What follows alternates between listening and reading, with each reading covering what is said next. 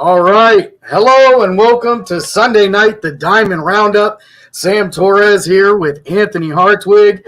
As you can hear, the pollen and this change of season has finally caught up to me, but there are no days off when it comes to baseball and softball, so no days off to cover baseball and softball. So here we are, baby, powering through. Anthony, how's it going this week? And it is so good. It's tournament time. It was an exciting sectional round of tournaments. We had some blowouts, which we expected, but some of these sectional games actually turned out to be pretty darn competitive. We had some walk-offs in tournament time, which you always love to see those big players step up with the whole season on the line. Now we're in districts for softball. Sectionals are going to start this week for baseball. It is literally the most exciting time of the year, and I am stoked for it. Yeah, I'll tell you what. We've got one performance that we're going to talk about today during the show. That is probably the most ridiculous performance I've ever seen, let alone in a playoff setting. We'll get to that as soon as we can. But just like every week, we're going to start off with the scoreboard. So let's head over there right now. All right, you can find all these scores right there on ysnlive.com. You go to YSN Live. We'll give you a quick run through on how you do it here. You come to the website, you see all these great stories Anthony and a bunch of other writers are putting together. You head over here to your scores page. Pick your date as it loads up. And we'll start over here on Monday. And there you go. All of your score is going to be right there for you. It doesn't get much easier than that, folks. I promise you. No, it does not. Let's start off here as we go over on the baseball side of things, and it's Berkshire 1, Edgewood 0. This was a game I got a chance to cover, a pitcher's duel all the way till the very end. Neither team, there were some hits that were scattered throughout this game, but neither team could really get their offense going because both of the pitchers were really just getting the job done right from the beginning. Berkshire are going to come out on top for this one. But we'll see later on in the week. They're going to split this series. Yeah, and I think the next game we're going to see the same story, a very interesting two-game series in the non-conference between Fitch and Urson. But in game one, all Irish. And I don't think anyone expected this to be a dominating performance. They expected both these games to be pretty dang close. But the Irish came in on Monday, set the tone for the series, and just blew the doors off, really, 11-1. Yeah, that's one of those ones that even though it's not a conference game or anything like that, they really, really get pumped up for it. So Ursula coming out on top in that one, 11-1 over Fitch. You got Columbiana going 15-5 over Lisbon. And Marlington and Louisville, 9-4. It's all Leopards. And I'll tell you what, the Leopards not only collected some wins this week, they collected some points. And you're going to see that on the Power 20 this week as well. Well, it was big because they had a rough week last week. They racked up some losses in a row last week. And then all of a sudden here they go to start the week on Monday against a very good Marlington team, whether they're hurt or not. A very good Dukes team that has a lot of wins on the season. And they open the Monday with a very convincing 9-4 victory. Gives them a lot of momentum heading forward, which they were able to use to get more wins to finish out the regular season. Yeah, the Leopards never really cooled down, but they did have some lower parts of their season, and they're heating up right at the right time, as tomorrow we're going to start playoffs for baseball as we go into the sectional games. Moving along here, we're going to go Salem gets a big win. Big win for Salem, 7-5 over West Branch, and points-wise, that was a big helper, and West Branch taking a loss later in the season than they'd want to. And this is a split. West Branch earlier last week was able to beat Salem in round one. So Salem definitely wanted to get revenge in the rivalry. And they did just that. They came back and knocked down the Warriors for round two, 7-5. This is good for the Quakers because most of the games they've won this year, and we'll see this later in the week, have been the pitchers' duels. They're able to get into those with their good pitchers, especially Gavin Williams on the mound. They're able to win pitchers' duels when their best are on the mound. This one able to win a little bit more of an offensive show and show that their offense can really win them games. It's big for Salem going forward. Yeah, I've got big confidence in any team that can win the pitcher's duel because when you get into the playoffs, that's what you're always going to get, their number one arm. So that's a big one for Salem there. LeBray back onto the winning ways there, 12-1 over Campbell Memorial. Grand Valley a big win over Cardinal later in the season. Cardinal, a very, very good team. Grand Valley been the victim of some late game losses, and going into the tournament, they collect a big one there. Crestview goes 4-2 over Newton Falls. That ended Newton Falls' 5-game winning streak, and this week was really exciting for the two teams that are right next to each. Well, I should say above each other or below each other in this scoreboard with LeBray and Crestview.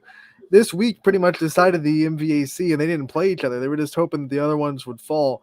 And we do have an outright MVAC champion. Stay tuned for that to see who won that battle. Yeah, that's the best part of these end of the year. All these games really, really matter, particularly in the conference portion. It's always more nerve-wracking when you don't control your destiny, though. You're just hoping the other team stumbles, Yeah. Edison goes 12-0 over Heartland Christian. Speaking of a team that won a conference, Lakeview goes 12-0 over Boardman. McDonald goes 12-0 over Western Reserve. This one was a big one here as well. Hoban getting a huge win over Medina, 2-1 there. South Range goes 9-0 over Girard, and Lowellville wins 8-2 over Mineral Ridge. As we're going to head over here to the softball side of things, and we start off with South Range. Softball is a mix of tournament and regular season games, so we'll try to keep those in mind as we go through this scoreboard. Look at Ty Bartell popping in. I tell you, right on time is Ty Bartell. I always like to make a grand entrance for you guys, no doubt. On time Ty.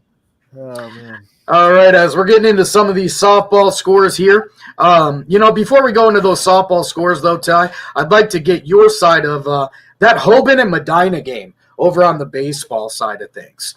It's another one of those close wins for the Knights against another quality baseball program. And I mean, when you look at schedules and just strength of teams that are on those schedules, look no further than Archbishop Hoban and the schedule they've compiled both in baseball and softball. It's a who's who of competition.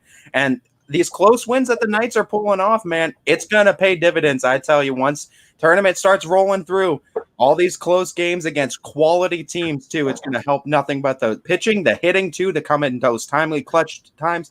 There's nothing like experience in baseball, Sam, as we all know. That's exactly it. And you're going to get to see that come here into this tournament. As we're heading over to the softball side of things, you got South Range going 2-0 over Girard. South Range got a pretty big fight out of this Girard team, and the Raiders were going into this week with hopes of having their first undefeated NE8 season. Remember, last year they won the conference, but Lakeview was able to get one loss on them. So they were trying to go undefeated in the NE8 for the first time this year. And the first game in this Girard series, the Indians gave them all they can handle. But hey, Julie Stakowitz, she was up for the task. She pitched a shutout and got the Raiders a victory. Yeah, South Range already able to get the piece of apple pie. Now they're trying to go undefeated to make it a la mode. Get that ice cream right on top. Moving along here, you got Hubbard and Struthers. It's Hubbard 12-0. Mineral Ridge goes 5-3 over Waterloo. McDonald with a huge win, 24-2 over Bloomfield. Wowzers, getting a lot of offense going on in that one. St. John able to go 18-7 over Warren JFK. That's one of those ones. You had a young lady hit for the cycle in that game. So in their first game of the sectionals this year, St. John really, really with an impressive win there. Edison and Coshocton, it's Edison 16-0 over Coshocton. East Canton, 7-5 over Lisbon. You got Lakeside softball getting a win, 17-11 over Brush. A lot of runs. Yeah. Looking closer to a football score. Southern Local goes 15-1 over Latonia. Newton Falls goes 4-2 over East Palestine. Sandy Valley goes 9-2 over Beaver Local. Lowellville goes 11-8 over Sebring. Louisville 4-5 over Solon. And that's another big one right there.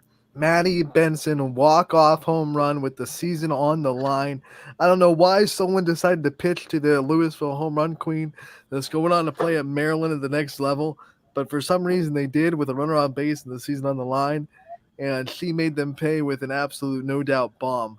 to walk it off and advance Louisville into the sectional finals. I've told anyone that'll listen to that she has one of the nicest swings in the YSN coverage map. I mean, you look at her swing; it's as close to perfection as it can get, man. And it comes in a big time there for the Leopards as they get a win over Solon, who is a very good program in their own right. Maplewood goes 13-7 over Wellsville. You got Cardinal 11-4 over Wyndham, and Canfield 5-0 over Boardman. Those were your scores from Monday. I tell you what, too, looking at that Boardman team, that pitching has kept close games with some of the best in the AAC. Those Spartans, too, for future seasons, they're right there, man. A lot of those younger players, the experience they had, and the schedule they faced off against, it's gonna pay off for them in the coming years, I feel. All right, heading into some of these Tuesday matchups, you've got Southern Local grabbing a win over Lisbon, 13-2. Cardinal Mooney goes 11-0 over Cheney. Struthers grabbing an NE8 win, 6-0 over Hubbard. You've got Mineral Ridge and Lowellville in a close one, 14-13. Talk about football scores. St. John, this game right here is another one I got a chance to cover as they go 8-2 over Matthews, and this one plays a big factor in St. John grabbing at least a share of the NAC conference title, their first year in the conference this year. So big game for them. They go out there 8-2 in the win over Matthews. Pretty rich history of success over there for St. John, too, I know, on the baseball side of things. Yeah, as on the past Saturday, they were honoring their 1983 state championship team. So very, very cool stuff to see. Kind of, I guess you would qualify it as a resurgence of baseball over there in St. John. We love this. Alliance goes 9-5 over Fitch. And this was another big matchup. I think a lot of people, not just in YSN, but in the area, were kind of keeping an eye on. It was this Alliance and Fitch game that was coming up. The Falcons, too, are one of those teams. They've feasted before, and they've famine in other instances, too, but they've beaten some pretty quality teams, and they've dropped some games as well. They're one of those teams, though, depending on the night you get them, too. They could be one of the toughest teams to beat. And sometimes they can get in their own way sometimes, though. But which is exactly what you expect from a young team like Fitch. I mean, they're going to make young mistakes, but I think they've impressed a lot of people, and they're doing a lot better than a lot of outsiders probably thought they would. A lot of young pitching, too, on that team. And Mason Petridis is one of the real deals for the years to come, no doubt, in the AAC. And I would argue that those teams are the most dangerous in the tournament because you don't know what team you're getting. Right. You know, that's the hardest team to prepare for. It's hard to scout a team that's so kind of inconsistent. That could be like boom and bust, yeah, depending. Moving along here, you got Howland and Boardman, a close one there, as Howland going to come out on top there, 4-3. And Boardman has not had great luck in these close games. Boardman's lost a couple of close ones in a row this week. They're feeling, I think, the loss of a lot of that senior class a year ago, too. And they're just trying to get these guys, again, one of those young teams, just trying to get them experience, too. And, I mean, unfortunately, sometimes you got to take some on the chin before you start turning the scoreboard in your favor. Canfield goes 10-7 over Salem. Big game there as well, as you've got some Division I guys squaring off against each other from both teams. So Canfield able to get the win there. Warren JFK gets a 10-2 victory over Rootstown as Warren JFK solidifying themselves on the top of that conference. Yeah, and what makes this funny is like Rootstown is one of the better small schools that you'll see in our region, in our area, in our district. And that's why JFK just made them look silly because JFK is so used to playing really big schools, and they kind of went down to what they'll see in the tournament here in a week or two, and they sent a message to everybody in Division 4 like, hey, guess what? This is what we do to the area teams that are in our division. It's a quality Rootstown team, and that's actually a renewal of an old, I believe, PTC or PCL, I believe, conference matchup too of the old days too. Some assortment of letters there. Yeah, one of those Portage Conference, Portage Conference Leagues, Portage Trail Conference, something in Portage County. Yeah, we got South Range getting a 10-0 victory over Girard. Heartland Christian goes 18-4 over Latonia. Jefferson getting a late season win, 13-1 over Conneaut. LeBray 23 hot ones to 0 over Campbell Memorial. Edison goes 7-1 over Minerva. Poland 15-6 over Niles, and Lisbon falls 14-1 to Southern. Heading over here to this softball side of thing, and it was a meeting of the mega powers, and Triway going to come away with the win here, 6-1 over Hoban. What was going on in that one, Ty? I mean, pitching, right? Yeah. Pitching was taking key too. When you have a Georgia Tech commit too in the circle, it's what you experience. And I saw my man Anthony up there. I knew he couldn't keep his paws away from that game too. So Anthony was there getting the shots for us too. But again, it's one of those teams that the Knights face, and it's one of those teams too. Triway, it was a regional rematch too from a season before when both teams were in Division 2. Hoban moved up to D1. Triway moved down to D3. Hoban, of course, in a very tough bracket too in Division 1, but Triway looks to be one of the favorites to repeat as state champions now down in Division 3. So it's going to be it was a tough matchup for them, but it was another one of those matchups too that I think helped Hoban when they had to go against Louisville in the playoffs once we get to that game too in the future. You know, Ty, you were calling and I was watching, and one of the things that I think is the takeaway from this game, yes, it was 6-1, but Triway was a one beginning, like that one beginning where they put together some hits. Other than that, they really couldn't figure out Faith Porter either. I was able to sit right next to their dugout, and their coaches were pretty frustrated that they couldn't consistently get the offense going, and they couldn't score once they got through that big inning. So Faith Porter actually did pitch really well. If you just take that like that, I know if you just take that one inning away, that's kind of silly to say. But if you just take that one inning where they were able to figure out a little bit, and I think there were also some defensive miscues in the outfield in that inning as well.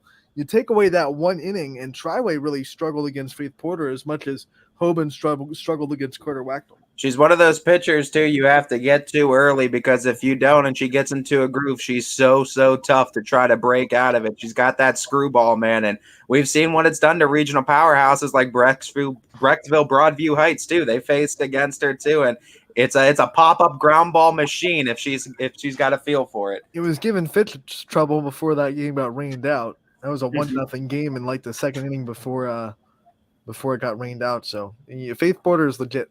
Yeah, no doubt. Faith will have you questioning your faith and your ability to hit. That's for sure. Paying for Faith is what she'll be doing. Ursuline and Cheney, that one wasn't as close. 22-1 as Ursuline getting ready for the tournament, or playing in the tournament in a big way here. 22-1 there. Howland goes 15-0 over Niles. West Branch goes 7-2 over Kenston. Edgewood gets a sectional win here, 6-4 over Crestwood. Painesville Harvey is going to get the win over Conneaut, 7-6. Perry goes 10-0 over Salem. Hubbard goes 11-0 over Youngstown East. Girard 12-1 over Struthers. Berkshire goes 15-5 over Campbell. United 19-1 over the Mustangs of Grand Valley, and Southeast goes 11-7 over LeBray. Moving along down, you've going Crestview 19-9 over Cardinal Mooney. Pymatuning Valley goes 10-0 over Liberty, getting their first playoff win of the year. And Mineral Ridge, another one, 20-10. Good Lord. Have we seen 30 yet this year as a combined total? Because that's a big run total there. Don't get in shootouts with the Rams over there, man. Baseball or softball side of it. You try to throw 10 runs on the board, they're like, nah, we'll just outscore you. You know, once Rams get momentum, you can't stop them. They're like the Juggernaut from the X-Men. Defense, we don't need no stinking defense. Go get more weapons. Southern Local here on the baseball side, moving along to Wednesday. Southern Local goes 5-4 over Cheney. Edison 2-1 over the Big Red of Steubenville. Canfield and Boardman 7-4. A tight one there as Canfield comes out on top. I was at that game too, and Boardman had their chances too, took a lead on the Cards, but again, Canfield just one of those seasoned teams. They're experienced, they know how to punch back too after they've taken one on the chin, and they exemplified that in this game perfectly too. They took one on the chin, dropped the lead, and they got it right back, and then pitching shut it down from the rest of the way through. Salem and Heartland Christian, you got Salem 11-1 there. Columbiana goes 17-0 over Lisbon. Western Reserve 15-9 over Lowellville. Lakeview and South Range, and this was the one I believe that locked in the title for them. Yep. 4-3. They were waiting for this game. It came down to this one. It was a long time coming because the first game between these two teams was back, I believe, the first week of the season before even South Range went to Myrtle Beach. Second game got rained out, and they had to kind of postpone it all the way until the last week of the regular season. And both teams were. This was literally winner take all. They were tied at the top of the conference, and man, what a tight game! Both teams won at bad. Lakeview was able to just get a little bit of an edge and win 4-3. And I said it on the post for this final score: big dog mentality. That's the NE8 champions for Lakeview. I mean, they've been a scrappy team all season long, man, and that's paid off for them in some of the biggest moments. And they got another close victory, and all those close wins and close losses are what helps you in these kind of moments, though. People might not understand. Like, these teams want South Range bad. You know, for football, all everyone heard was South Range, South Range, South Range. All everyone in that conference heard was South Range. And then basketball, South Range had a year where they won the NE8, and all they had to hear about it again. South Range, South Range, South Range. South Range has won state in baseball. Teams around the NE8, they're kind of tired of it. They wanted him, and Lakeview went out and got him twice. Yeah, 2 one-run games. Sometimes, I mean, when you have the string of success, it creates targets on your back, and a lot of teams become hungry. And like you said, big dog mentality, because you got to get over those type of teams too if you want to take your team to the next level. Bulldogs show that they're prepared for it. And how fitting that I think the first game that actually put Lakeview on a lot of people's radar this year was the win over South Range. I think that was the one that really got people to open their eyes to Lakeview, and how fitting for it to come down to South Range. You got to do it again one last time, and this is the one that ties the bow on the season for them. Congratulations to them too, NE8 champs. As we get back to another game that was a second game played, and that's Ursuline and Fitch. And in this one, it's Fitch 9-5. What a way to make a living, right, Sam? Special on the scoreboard. It shows the bounce back ability, though, of the Falcons too, and they've been one of those teams too where it's like if they drop one, they seem to figure it out overnight. And they've beaten teams like South Range. They have Ursuline now under their belt. They've beaten quality teams this season too, and they've shown they have the ability to. Yeah, and you're gonna see that stuff when it comes to the power rankings. I mean, that's just how it is. You beat the big teams, you get the big points, and that's how it shows up. Crestview and Beaver Local, it's 9-2 Beaver Local in this, or Crestview in this one. East Palestine goes 2-9, losing to Springfield there. Poland 17-0 over the Falcons of Jefferson. Louisville goes 11-1 in a late big game matchup against West Branch. And we talked about how Louisville was basically Thanos this week, collecting gemstones for their rings. And you're going to see how much it really paid off for them as they grab a big one in West Branch. 17-5, McDonald over Waterloo. Southern goes 7-0 over Cheney. And Edgewood able to avenge that early season loss to Lakeside. 8-3 in that one. Strike back.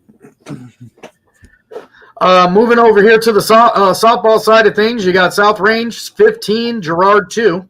I gave them their undefeated season in the NE8 that they were looking for. They finally get it. They end the season perfect inside the league. And Julie Stakowicz had to log a lot of innings this week because Sam Suzanne dealing with a little bit of an injury. So it was on Julie Stakowicz again, and she pitched amazing yet again. South Range saved all the runs for the second day, too, and Girard just saved their 2 runs for the wrong day, it looks like. But, yeah, South Range, they definitely showed a good bounce back on offense after game 1. Moving over to another NE8 matchup in Hubbard and Struthers. This one, Hubbard 7-1 over Struthers. East Canton goes 8-6 over Jackson Milton. Heartbreaker for Austintown. Jackson. They had everything in front of them. If they win this game, they got to go to their host district and be in the district semifinals in Jackson Milton at home, which is something that I think a lot of teams would love to do. And East Canton came in and spoiled the party. There were 5 free bases by the Jackson Milton pitching staff, and then a handful, I think 4 errors as well. So that's a total of 9 free bases. And if you're playing anyone that's even remotely competent, You ain't 9 free getting that. bases is going to be a really hard mountain to climb, and they just couldn't do it. And East Canton came in and got the upset. Props to the Hornets. And Lakeside and Austintown Fitch. That's going to end Lakeside's year as Austintown Fitch goes down there, or excuse me, Lakeside goes there 22-5. I have a positive note for Lakeside, though, and I think they'll appreciate this. Lakeside now owns the biggest lead on Austintown Fitch of the season. They went up 3-0 in the first half inning, and no one's led Fitch by that much this year, and no one might not lead Fitch by that much for the rest of the year. So Canfield has led them by 2, Champion led by 1, but no one has led Fitch by 3, and Lakeside for a very short amount of time led 3-0. Juliana Farmer pitching in this game too, and I mean, what a big time to get your number called too in the playoffs, and for you to deliver too. I mean, they gave her plenty of offense to work with too, but I mean, it's still just go out there in the playoffs, big time too, big spotlight on you, and for you to deliver a big win for your team shows a lot of character too for the young lady, no doubt. Well, and you look at Lakeside, even though they've had a down year, they're coming off a big offensive win in the playoffs.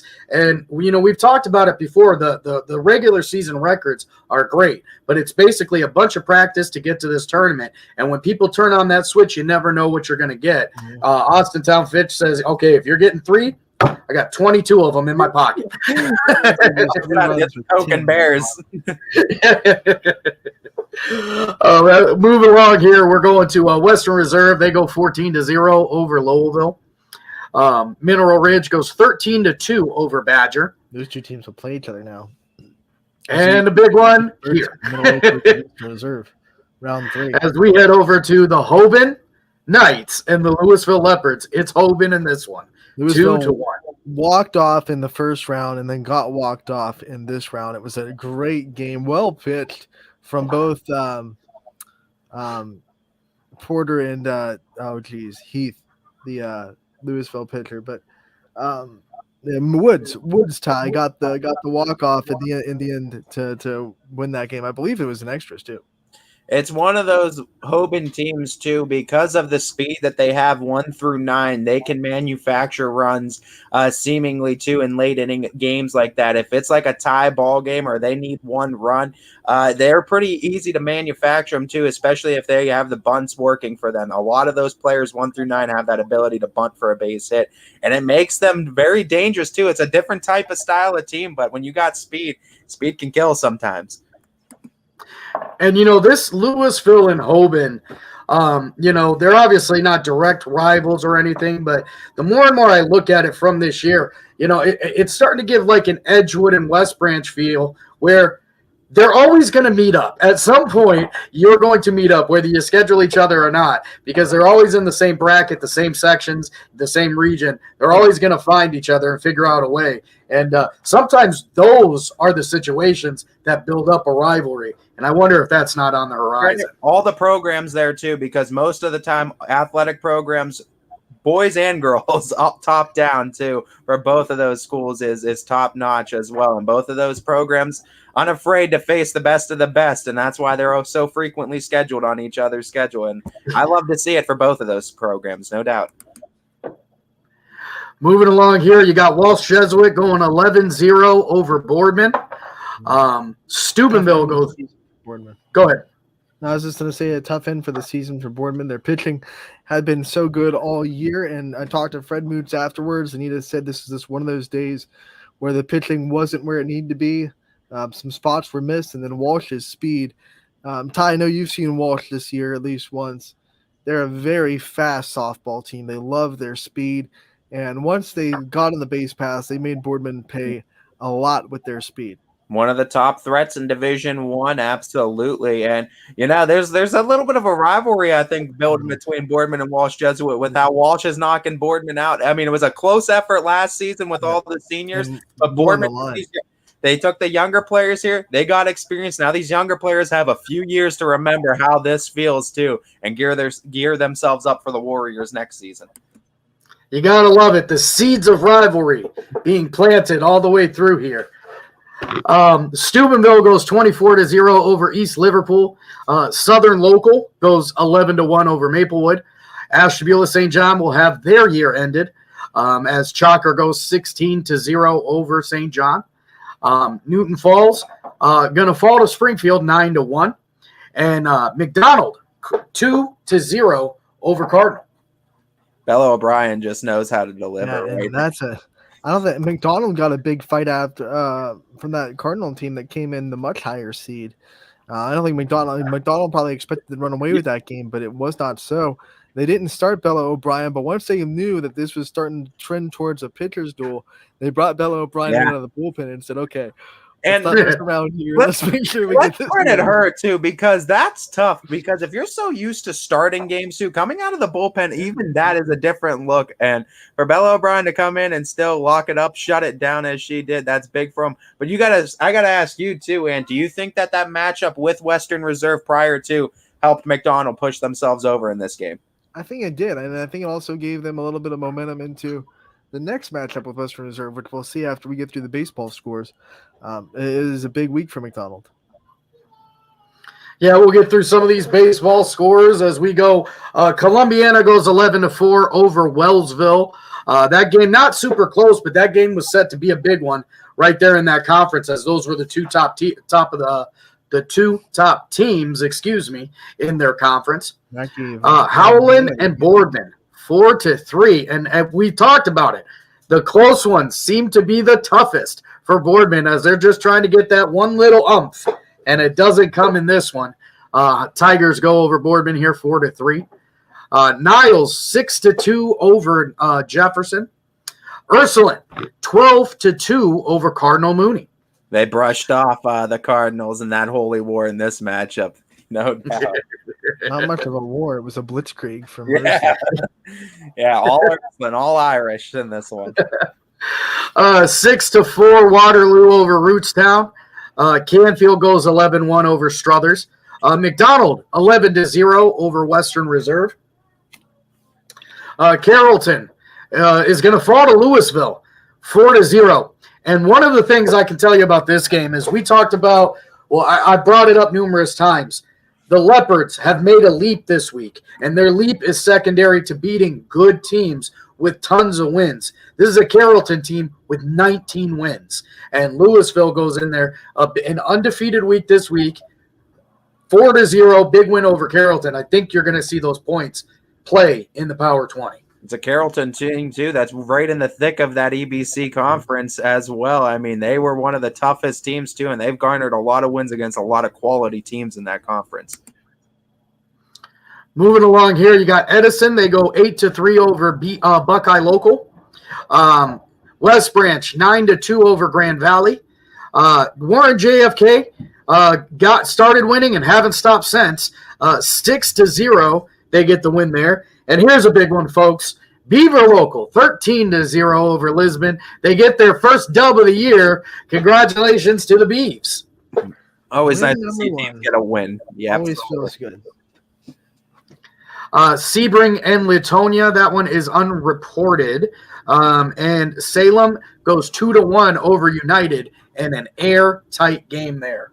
Told you earlier in the week, pitchers' duels can be in Salem's favor when they're throwing their aces, and that's a pitcher's duel for sure. Moving along here to West softball, you got McDonald and Western Reserve. It's McDonald 3-1 over Western Reserve, and you were talking about this one, Ant. Yeah, everything was on the line in this one. Both teams were tied at the top of the MVAC Scarlet tier with one loss each, and it was pretty much winner take all. I know Western Reserve had one more game with Springfield later on in the week, so if they would have won this game, they would have had to shore up that. But McDonald, it kind of went the same way the last one did. They didn't score a lot. They were able to just manufacture a couple of runs here and there, Olivia Morrison had a big hit. The bottom of the order, and Jenna Helko went 2 for 2, the only player in the game that had multiple hits. So McDonald just a little bit more depth in the lineup, and they were able to keep Western Reserve's speed off the base pass. Allison Jones, a combined 0 for 7 in 2 games against McDonald.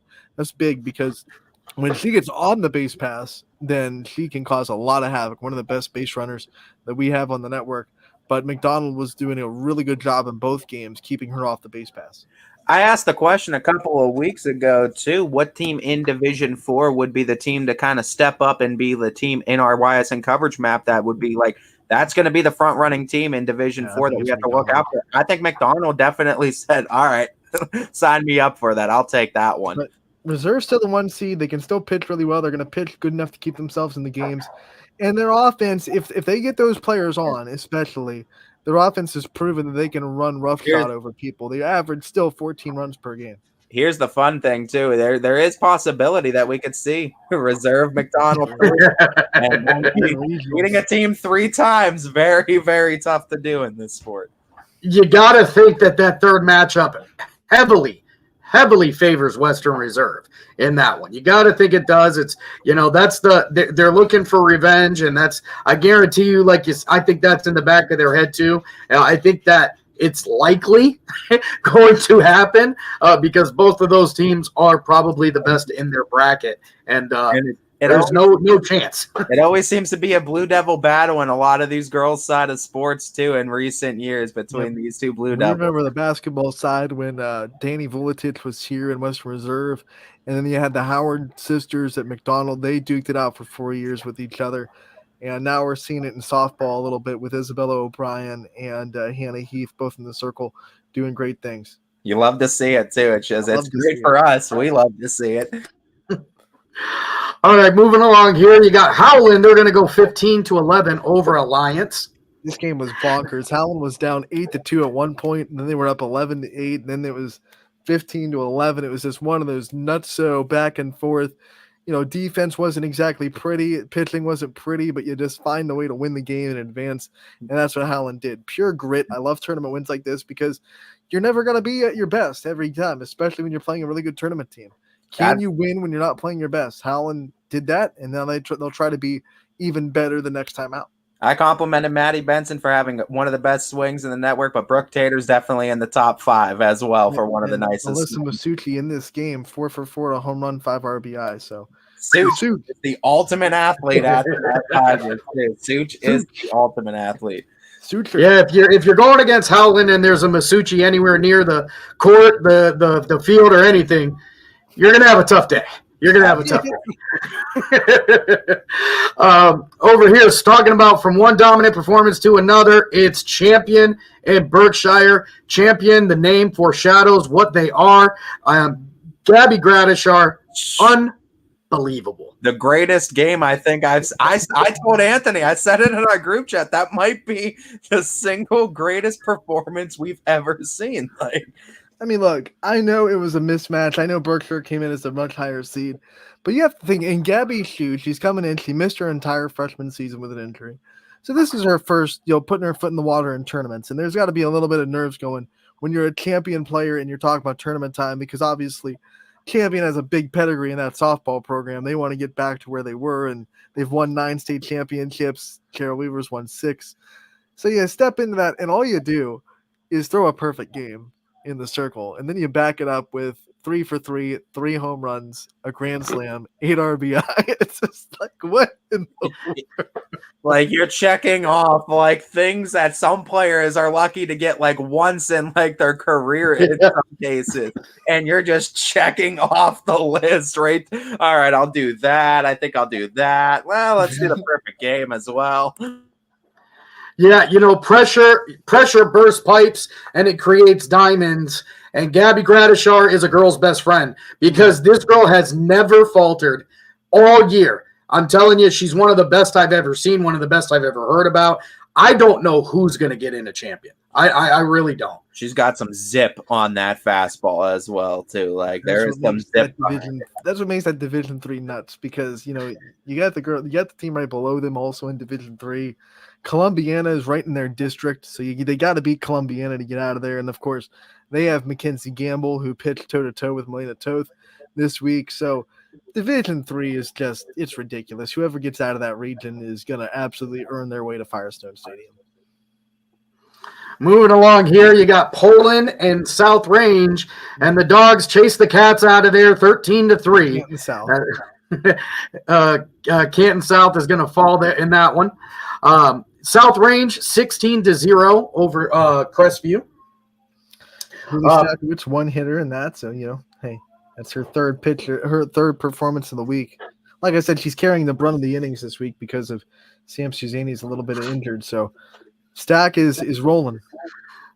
PV, their tournament will continue as they win a close one, 6-5 over Garrettsville Garfield. Quality. Got her 100th career hit for Garfield, and their pitcher Lily Miller got her 200th career strikeout. So milestones for Garfield despite the loss. I was saying too, it's a quality program that the Lakers beat with Garfield, no doubt.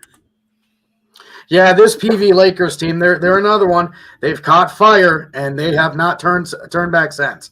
When they figured it out, they're another one that's going to cause some noise. I mean, we talk about the level of softball on the network this year is ridiculous. Like, has been since week 1.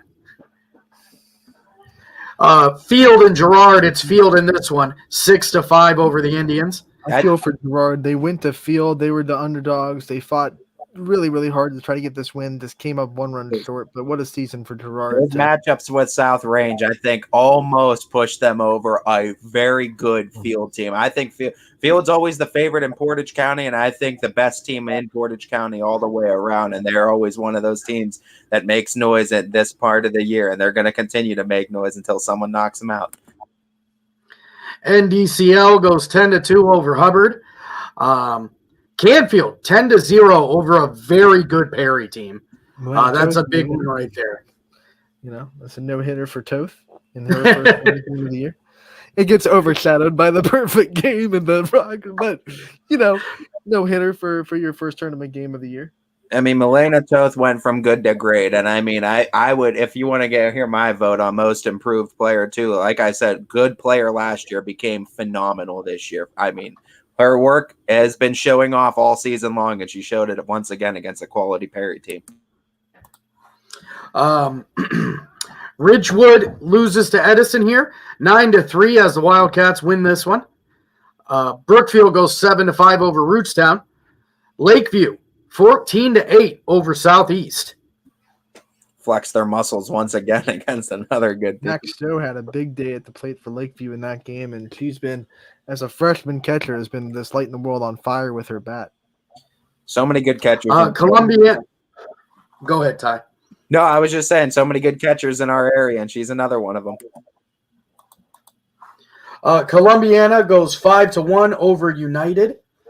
Ursuline 5-0 over Jefferson, as that's a big one right there. I think what I was most surprised about that score was the fact that the Falcons couldn't get anything scoring, because what we've been talking about with Jefferson over the last couple of weeks is their offensive ability.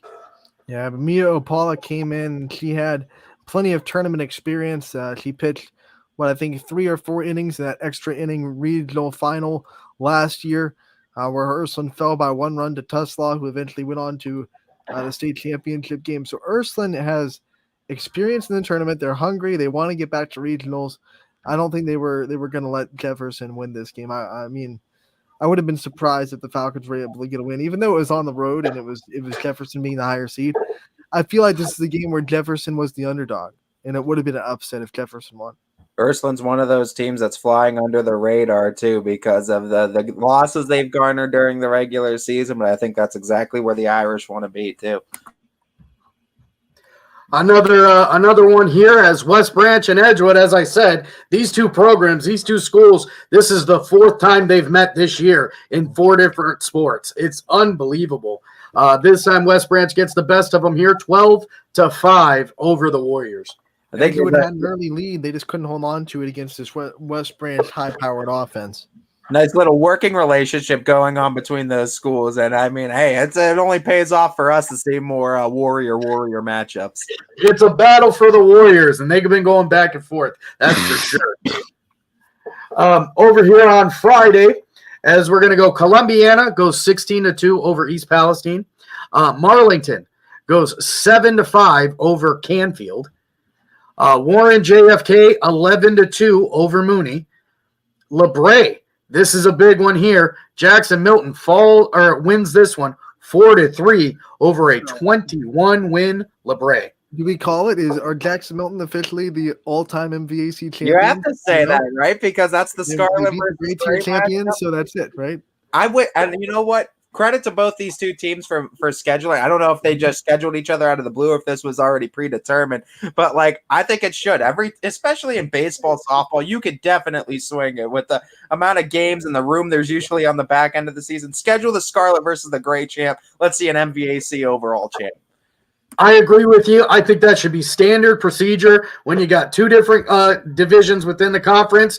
You got to know there's one to rule them all, and it should be standard. We get our answer this year, but some years we are left wondering, and that's terrible. Credit the Blue Jays, though. That's a huge win for them, no doubt. Jackson Milton. Hubbard goes 9-0 over Mineral Ridge. Crestview in a tight one, 11-10 over Springfield. I was impressed with Crestview's ability to come back and really fight hard. Obviously, the night before they lost to Champion, which kind of gave LeBray the MVAC championship outright. They were fixing the tie because they didn't play each other and they were both tied. So if they both took care of business, they were going to share the MVAC. Crestview falls to Champion 3-1 earlier in the week. It's going to be a heartbreaker. And I know they didn't win this game against Springfield, but to go into this game with so much probably disappointment and to just still refocus up and go toe-to-toe with a really good Springfield team, I was impressed with Crestview's ability in this game. Then you got Bristol going 12-6 over Newton Falls, heading over to the softball side of things here. Columbiana and Canfield, it's Canfield by 2, 5-3, as the Cards are in a close one in this one. And this is another – Canfield went out this week and got regular season games in, and that's going to help them when we see the power rankings. They went and got this game. They beat Poland this week. They beat Boardman this week. They had one scheduled for yesterday. They got rained out. So even though they did get their tournament wins like they did, they also went out and got some regular season games under their belt. This was senior day, and they welcomed in Columbiana, a very good 21-win Columbiana team. And it was really Haley Freedy that got the job done with the inside the park home run. And then Bella Kennedy also hit a over the wall home run. So the two seniors stepped up big time for them on senior day, and they were able to honor their seniors with the win. Credit Columbiana, too. I mean, they go out there with the open games that they're allowed to schedule outside the conference, and they schedule up as well, too, realizing who's around them in that D3. They're looking to give South Range and Champion a run for their money. I can't wait. I hope we see matchups of all different types, too, because these are the three teams that I'm excited to see for in D3. Every team should use these next couple weeks between tournament games as a chance to go and get big matchups with other teams, because you're allowed 27 regular season games for the OHSAA, and no one's close to it yet. I mean, even Canfield with those 3 that they played this week, they're at 20. They can still play 7 more games before the season, before they've reached their limits. So iron sharpens iron. You know, iron sharpens iron. That's the only way you get better. Get games. Marlington gets a close one over top of West Branch here in 13-14. Another football score there. It's a heartbreaker for West Branch, but it does give them confidence because they're going to meet each other in the district semifinals on Tuesday.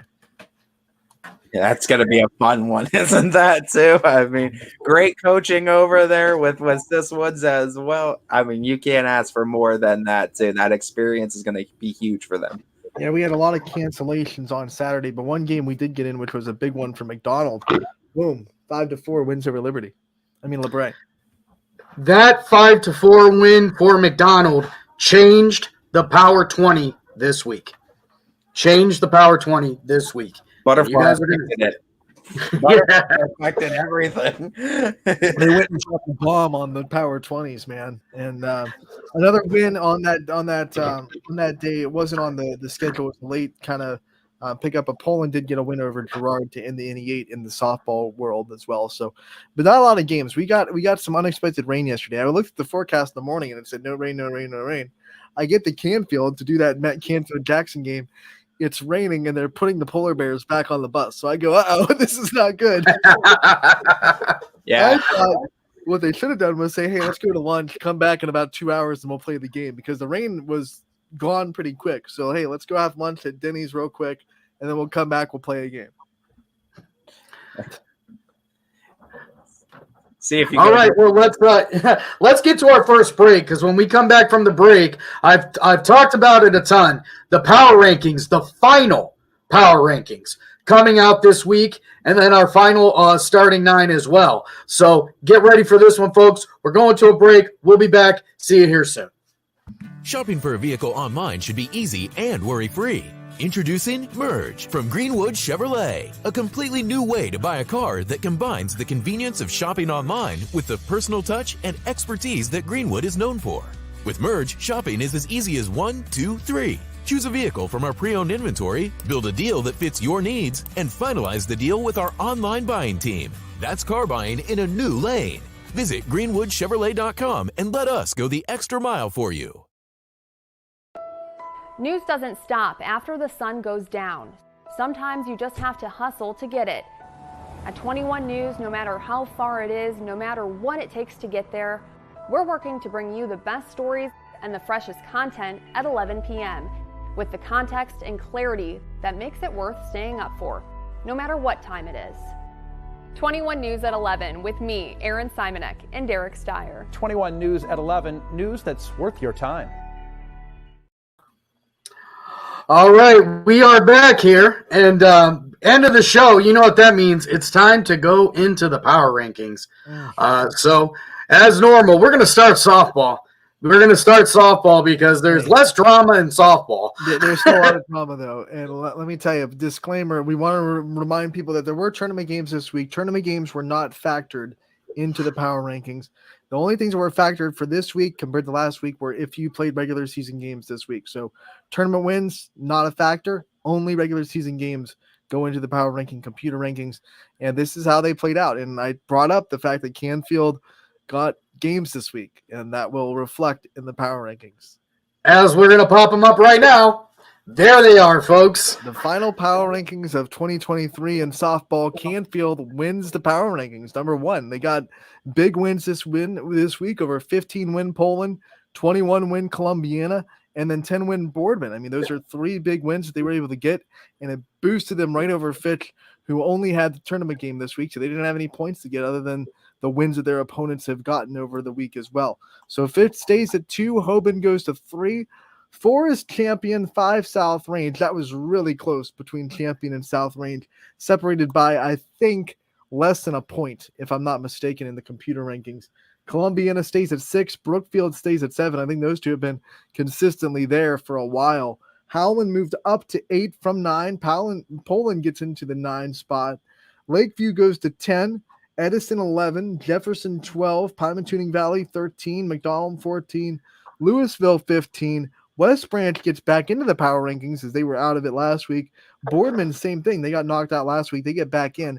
Interesting thing, too, they really got back in because of wins on their opponents' records. They got no wins this week. But because they were able to get some boosts of more wins on their wins that they do have, their schedule got them back into the power rankings. LeBray is 18, I'm sorry. And Western Reserve 19, and then United comes in at 20. I mean, for me, I'm looking at this and I just see the AAC is going to be strong for years to come. You got 3 and 4 in the top 22. And I mean, just respect out to all these teams that they went out there and got big wins too. But honestly, I look at teams 1 through 6 and I see teams that can make that state title run, to be honest. And then, I mean, you go a little bit further too. There's teams all throughout, peppered throughout this top 20, but I absolutely wholeheartedly believe you look at 1 through 6 and you see state title type teams that are put together with these squads. Well, this week I 100% agree with you guys. I think if you look at, our top 6 teams on here, and obviously any of them have the ability, but the top 6 on there, Canfield, Fitch, Hoban, Champion South Range, and Columbiana, I think that one of those teams will win their final game this year. Oh, look at that.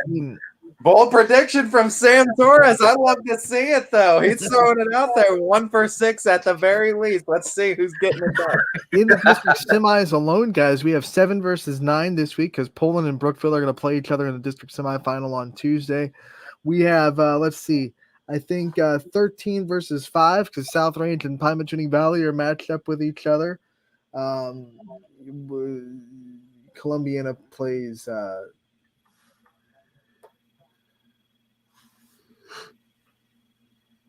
my brain just shut off. I totally forget who Columbiana plays. I know they're in they're in with Champion, who's playing Wycliffe.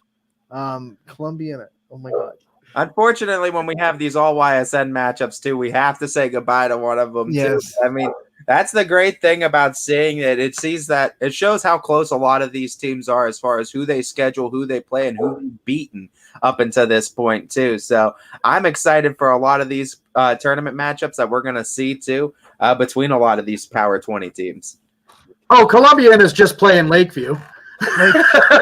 That's it. It's just 6 versus 10. It wouldn't spit out Lakeview. So yeah, so you're going to see 6 versus 10, and that is so in Division 3 semifinals we're seeing 7 versus 9, 6 versus 10, and someone's got to go home on both those matchups. And both sides too. I talked about the baseball team. Lakeview softball team is scrappy as well. They get to the tournaments too, and they are always one of the toughest outs too. If you want to knock Lakeview out, you have to beat them.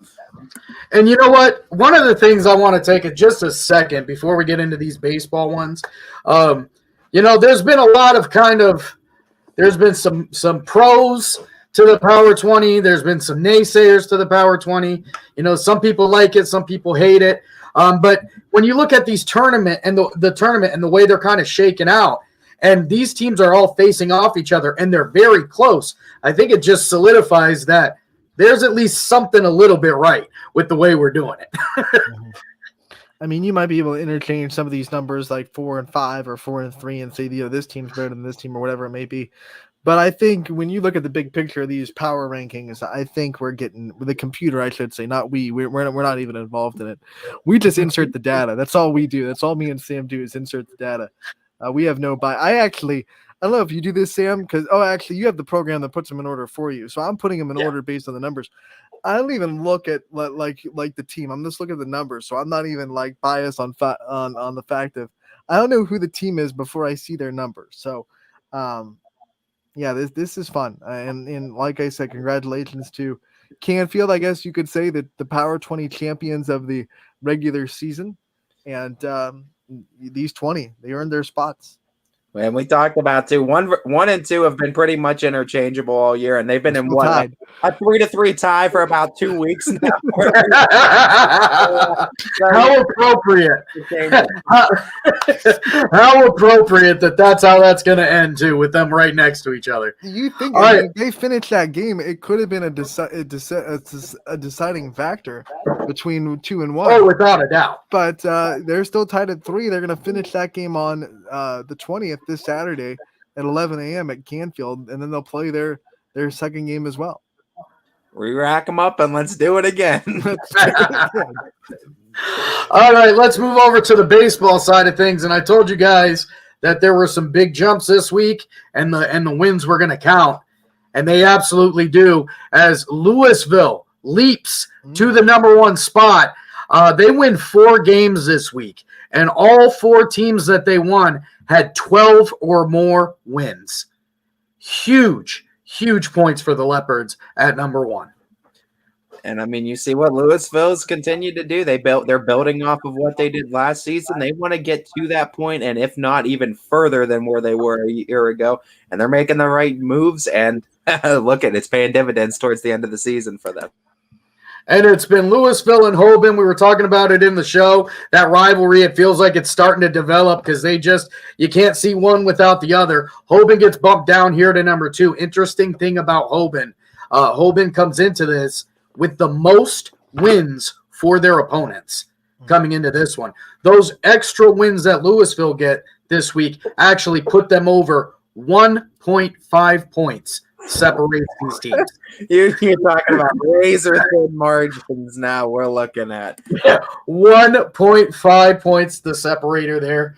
Lakeview Cortland, they're going to be a big logo to end the year at number 3, as well they should. NAC champion. What a year for them.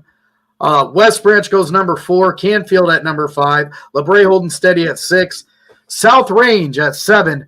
This is the one. McDonald, number 8. McDonald's win over LeBray single-handedly jumped them from 16 to 8. Ooh. Huge. Give them props too. I mean, the Blue Devils in baseball too. They always have good programs. It's sports programs. It's McDonald's thing. It really is. This is a testament to non-conference scheduling for McDonald too, because McDonald's 8 and their conference champion is 17. Yeah, unbelievable. How it goes. Warren JFK is at 9. Crestview at 10. Ursuline at 11. Garrettsville Garfield, number 12. Poland 13. Edison at 14. Fitch at 15. Hubbard at 16. Jackson Milton at 17. Howland at 18. Edgewood at 19. And making their top 20 debut, Ashtabula St. John with a 14-4. They went on a tear last week. Big wins over Bristol, big wins over Matthews, and I talked about them winning the NAC their first year in the conference. My man Anthony doing the Fighting Herald logo down there too. But we talked about it earlier in the show too. Ashtabula St. John having a resurgence with the baseball too. The community's loving it. The team's eating it up as well. And hey, it's pushed them on to this Power 20. They're hoping it continues to push them into the tournament. And we talked about it. It's for the lower team, the lower division teams. There's not a whole lot of room for error. When you're a Division 4 team, you almost have to win every single game because you're not getting that division bonus. You're not getting the 3 extra points when you're beating Division 1 teams. Like, that's what Louisville and Hoban, they eat because every win they get is 4 points. It's a 4-point additional win because they only go against Division 1 teams. So it's always good to see these lower division teams like LeBray, like Warren JFK, making their way through the ranks. I think this is one of the drawbacks of the power rankings in the computer, because like Columbiana, you can't control who you play, and they're kind of hurt by their schedule a little bit. You know, the EOAC didn't have a great year in baseball outside of Columbiana and United, really. And unfortunately, they're a really good baseball team that probably deserves to be on this list if you're just talking about how good they are on the field. But computer ranking wise and computer points wise, which is the best and fairest way to do this, they just don't get the points that they probably deserve to get. Yeah, and that's really what it comes down to. You know, what has hurt some of the other teams is that losing a point. Every time you lose a point for losing. So there are some teams, you know, if you're a Division 4 team and you've got 6 or 7 losses, 6 or 7 points come right off there. So whether you're 16 wins, 17 wins or not, you're really looking at only about 11. And unfortunately, unlike the wins, there's nothing to factor in that, like you lost to let's say you lost to a Division 2 school. It's not like you get less points taken away because it was a Division 2 school. A loss is a loss. That's right. So that's our final power rankings for the baseball and softball seasons this year. We'll get those released here in just a little bit. So from one final to another, let's head over to the starting 9 this week. Now, we're doing softball first. Now, this is our final starting 9, but I imagine we'll still have something comparative to this to go over big tournament performances in the next couple weeks, because we still want to highlight the kids that go out and do big things in district championships and district semifinals and things like that. But as we get less and less teams, what you might see is some players repeated and just highlighted again and again and again, because when you only have a couple of teams left, what can you do? You have to highlight the players that are doing big things. So we'll definitely have a section like this in our show going forward, but it might not be like the same format that we see where we try to keep we try to stay away from repeating 2 weeks in a row. the same person. We might have to, do that in the district semifinals, district championships, regionals, et cetera, But we lead off with Gabby Gradishar, who wowed everybody in our YSN group chat. I mean, it was just like blowing up when I put that stat in there. I was like, listen to this. Gabby Gradishar in the sectional semifinals against Berkshire. Perfect game, 9 Ks. Kind of low for her. Huh. You got to find something, right? Some room for improvement. 3 for 3, 3 home runs, including a grand slam. She's got 16 on the season, which now leads YSN, and 8 RBI. I mean, when she makes connection with anything, it gets out of there in a hurry. Mm-hmm. One of the few that have hit a home run off of Sydney Watson. I mean, she shows that she has the ability to hit any arm that's out there in that circle. No doubt, one of the best bats in YSN's coverage map. Into the regular season, she wins the YSN home run title. I don't know what that's really worth, but it's there. Her and Abby DeJoy were racing for it, and it really came down to this, because before this game, Abby DeJoy was 1 home run ahead of her, and she just said, hold on, I'm going to hit 3 in the game and take that finale from you. So she had 16, and DeJoy finishes regular season with 14. Melina Toth from Canfield threw a new no-hitter in her first tournament game of the year.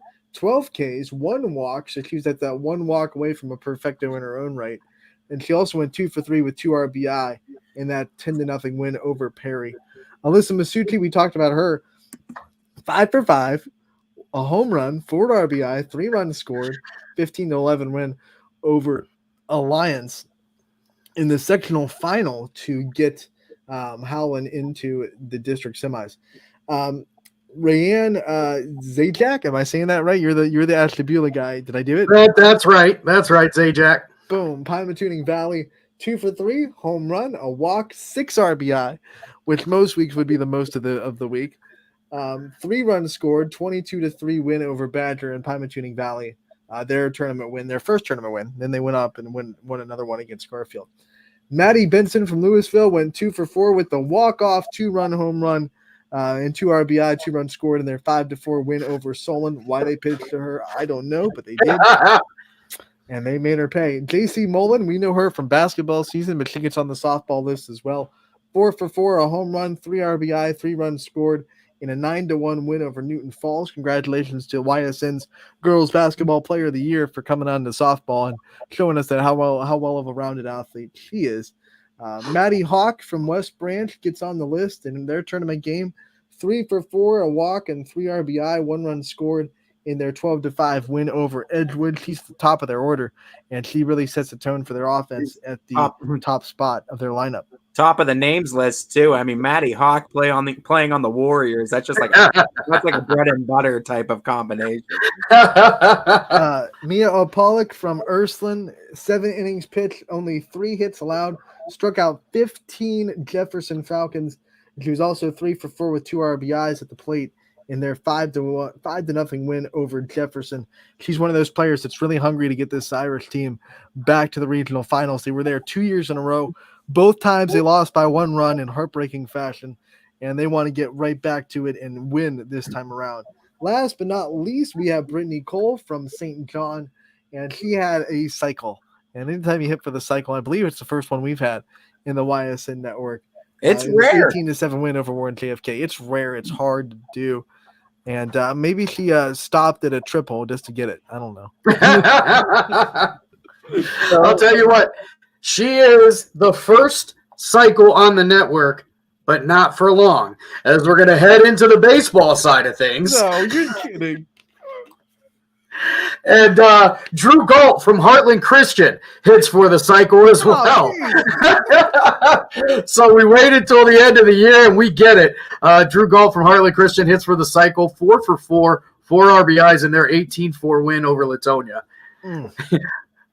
Ian Less from Columbiana, he throws a no-hitter, 2 walks, 5 strikeouts, 3 for 4 from the plate, 5 RBIs, and a 17-0 win over Lisbon. You know what I'm Hunter Warwick.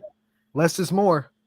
Hunter Warwick goes 3 for 4, getting a double and 3 RBIs in their first win in a 13-0 win over Lisbon. Congratulations to the Beavers. Will Anderson from St. John throws a complete game, 14 strikeouts, allowing 3 hits, no earned runs. Then goes 3 for 4 from the plate, 1 RBI, 1 run scored in their 4-0 win over Bristol, which locked them in as NAC champions. I can only imagine the frustrations that Bristol Bats must have felt experiencing 2 strikeouts every inning, too, on average. 14 strikeouts in a 7-inning performance is insane on the baseball side. And, I got a chance to call that game, and I think what was more impressive than that, the kid never went deep into counts. Like he had, I could probably count on one hand how many times he went full count. It was strike 1, strike 2, either strike 3 or you hit it to one of the fielders and they got you out. It was just a nasty performance. Did he have an immaculate inning? Because if he had one of those, then we'd have something to talk about. No, he didn't. He didn't have 3 batters and 9 strikes. He didn't get that. But boy, if he would have had that, my voice would have been worse than it is right now. If he had one of those, we'd be calling him Mr. Anderson, the one from the Matrix. I love it. I absolutely love it. Jake Hetrick Carfangia from Warren JFK. He goes complete game, 5 strikeouts, 3 walks, 6 hits, 2 runs. Goes 3 for 4 from the plate, gets a double and an RBI in an 11-2 win over a very tough Cardinal Mooney team. My dude Jake's always gotten it done too. I mean, he's one of those guys that's as consistent as it gets to for that JFK team, and he's really stepped up too. After losing seniors too, they're always looking for the next big one to step up to. Jake's one of those guys that has stepped up big way for JFK. For a minute, I had to think about what DBL is. I've never seen that listed as a double. But, double. I was like, DBL? What's that? Did not that last or what? Moving over to Mineral Ridge, we've got Xavier Claim. From Mineral Ridge, he goes 7 strikeouts and a walk-off hit in an 11-3 win over Louisville. It must have been a heck of a hit if it was a walk-off. I think it probably gave. Well, that doesn't make sense because it wouldn't be a run rule. Maybe it was supposed to be 13-3, and that one gave them the 10-run win. It makes more sense. It makes more sense. Ben Slanker from Canfield goes 1 for 3, but the 1 is a 2-run shot in an 11-1 win over Struthers. He said, I'm going to start senior night off, right? Yeah. Jeff Brenner from Cardinal Mooney goes 3 for 3, 5 RBIs scored. Scored twice, singled, doubled, tripled. Only the long one away from the cycle there. 1 inning pitched and 2 strikeouts in an 11-0 win. And then Vinny Woods from Springfield, 3 for 4. 4 RBIs, 1 run scored in a 10-4 win over Southern Local. The woods can be dangerous, man. It can be treacherous. You get lost in the woods real quick. Yeah, so that's what we've got. We were going to go into some tournament stuff, but we ran a little long, so that's going to do it for this week's show. I'll tell you what, guys, if you like softball, make sure you don't miss YSN, because it's all softball this week as baseball heads into the sectionals, and we won't be covering until we get to the districts. I think we'll have a lot of tournament to talk coming up for next Sunday's show. I think there's going to be a lot of tournament talk on that one. Yeah, a quick reminder that district coverage does start this week. $9.99 gets you access to all the games in that night. So, for example, on Monday, tomorrow. Tomorrow is Monday. Ooh, weeks go by. Tomorrow you'll go, and if you want to see, let's say, Fitch play in their district semifinal, you pay $9.99. But that's all. That also will give you access to Homan's district semifinal in the 2 Division 4 semifinals as well that night. Now, it won't carry over into the next night. So Tuesday, you'll have to pay another $9.99 to get you access to Division 2 and Division 3. But one payment gets you all the whole night. I believe through regionals too. Division 1 and Division 4 are partners, and 2 and 3 are as well. So I mean, pick out your favorite teams from both sides. Unfortunately, regionals are all on the same day. Oh, they all. Well, then that's 24th. Hey, all and on the 24th. Perfectly. Then I mean, you get That's right. Listen, it is the best value in streaming. I can promise you all that. It works So out that's them if they have more games on a day. And Sam already said it, but reminder that our baseball coverage won't start until districts or sectionals. We'll still have stories. We'll still have your scoreboard. We'll still have recaps. We'll try to get some interviews here and there of big performances, but our broadcast coverage will not start until districts for that, same as softball. All right, fellas, that's going to do it for this week. Until we come back next week, we'll see you all next week for the Diamond Roundup. Go watch the selection show for softball. See where former YSN player Jordan Anderson from West Branch gets to play in George Mason's first ever trip to the NCAA regional. So congratulations to her real quick. I gotta give that a shout out. It was awesome to cover her for 4 years and a member of YSN. It's awesome to cover all these athletes too. We'll see you out on the fields. YSN thanks you for watching this presentation